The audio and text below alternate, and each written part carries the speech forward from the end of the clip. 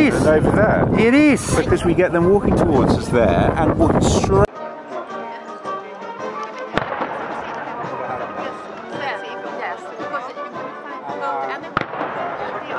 Ja, men precis. Ja, jag kände också igen.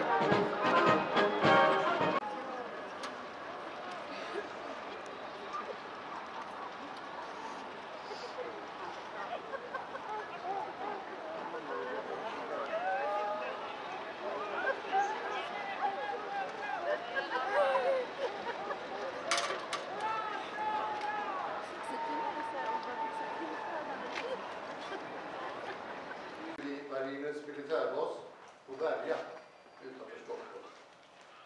Där kommer våra försvarsministrar att underteckna en avsiktsförklaring och fördjupat samarbete mellan Danmark och Sverige och utställningen Nordpol imorgon.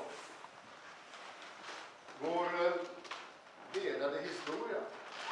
Det är svårt att välkomna Kung Fredrik och Drottning Mary till Kungliga slottet Stockholm. Att ett första statsbesök sedan trontillträdet i Danmark och Sverige är möjliga. Det är länder som forskning och innovation. Det gäller framförallt då life science och den gröna omställningen. Majestäten, kära Fredrik och Mary och Sverige. Med avstamp i vår långa gemensamma historia står vi väl rustade för framtiden. En framtid där Danmark och Sverige följs åt sida. Den viktigaste symbolen för detta är Öresundsbron som drottning varme velkomst, jeg allerede har fået. Dronning Mary og jeg har glædet os meget til at aflægge vores første statsbesøg her i Sverige. Det er en god start på et nyt kapitel. Det er glædeligt. Ikke mindst set i lyset af den lykkelige og brutale krig i Ukraine. Et stærkt Norden udgør ikke alene en del af vores identitet, men er en vigtig brik i Europas fremtidige sikkerhed. Vi deler værdier, og tilbage igen er hurtigt overstået og føles mere som en indenrigsrute end en udenrigsrejse for tusindvis af danskere bosiddende hele tiden. For 25 år siden mødtes kronprinsesse Victoria og jeg siddende monark, efter min mor, min kusine, hendes majestæt dronning Margrethe II, abdicerede. Jeg er dagens dato den korteste siden. Men uanset periode står ingen af os alene. Bag os, foran os og ved siden af os finder vi støtte i dem, der kom før os, i dem, der kommer efter os og godt imod os. Vores bånd til Sverige, det svenske folk og den svenske kongefamilie er gjort af et ganske særligt stof. Det mærker vi også nu. Og dette besøg gør dem endnu stærkere. Tak så mycket.